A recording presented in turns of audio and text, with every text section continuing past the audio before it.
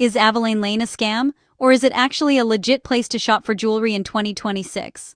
I've done a deep dive so you don't have to. Let's get into this rapid review. First up, Aveline Lane isn't some fly-by-night operation. They have an active website, and their socials, especially Instagram and TikTok, are updated pretty often.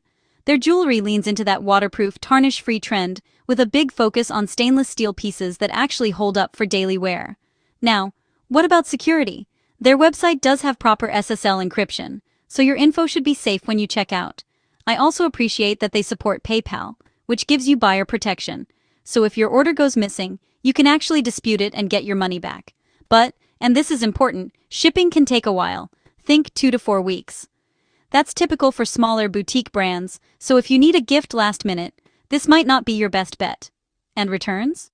Only if your item is damaged or within a strict 14-day window, so definitely double-check those policies before you hit purchase. Here's what I recommend. Always make sure you're on the real Aveline Lane website, because scammy copycat sites are out there, especially if you click on ads from social media. Look for influencer codes. Seriously, you can usually save 10 to 20% just by searching. And always use a credit card or PayPal, never a debit card.